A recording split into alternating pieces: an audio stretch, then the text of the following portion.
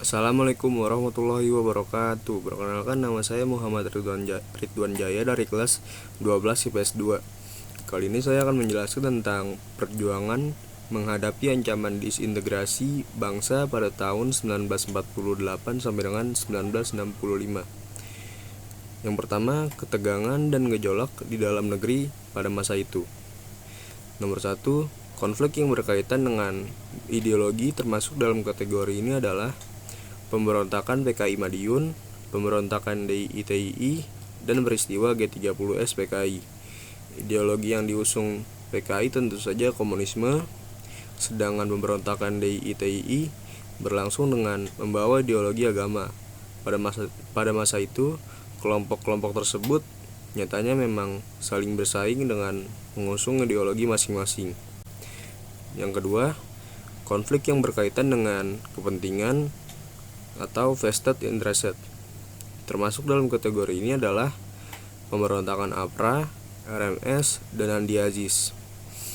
Vested interest merupakan kepentingan yang tertanam dengan kuat pada suatu kelompok.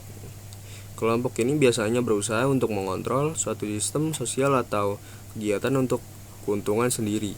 Mereka juga sukar untuk melepas posisi atau kedudukannya, sehingga sering menghalangi suatu proses perubahan, baik APRA, RMS, dan peristiwa Andi Aziz.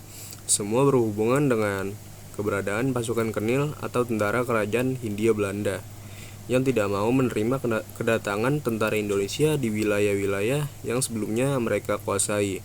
Dalam situasi seperti ini, konflik pun terjadi. Yang ketiga, konflik yang berkaitan dengan sistem pemerintahan.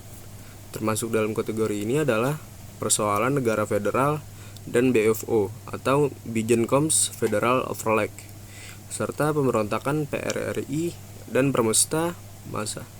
Masalah yang berhubungan dengan negara federal mulai timbul ketika berdasarkan perjanjian Linggarjati, Indonesia disepakati akan berbentuk negara serikat atau federal dengan nama Republik Indonesia Serikat atau RIS.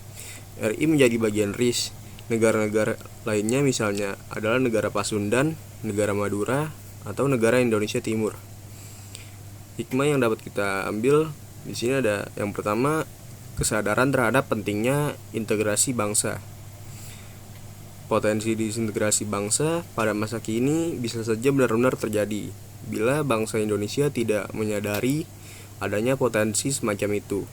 Karena itulah kita harus selalu waspada dan terus melakukan upaya untuk menguatkan persatuan bangsa Indonesia.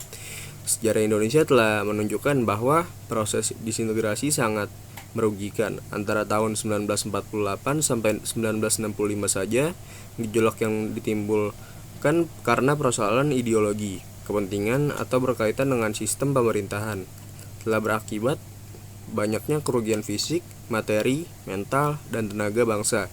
Konflik dan pergolakan yang berlangsung di antara bangsa Indonesia bahkan bukan saja bersifat internal, melainkan juga berpotensi ikut campurnya bangsa asing ada kepentingan nasional bangsa Indonesia. Yang kedua, keteladanan tokoh-tokoh yang berperan dalam mempertahankan keutuhan bangsa dalam menghadapi disintegrasi bangsa. Tokoh-tokoh nasional yang daerah yang menjaga bangsa Indonesia dari ancaman disintegrasi diantaranya adalah Ahmad Nasution, Sultan Hamengkubuwono IX, Frans Kaispo, dan Sultan Syarif Kasim II. Keteladanan yang bisa kita dapatkan dari tokoh-tokoh perjuangan ancaman disintegrasi adalah yang pertama, belajar secara sungguh-sungguh dan tidak pantang menyerah, patriotisme atau perasaan cinta dan kesetiaan pada negara.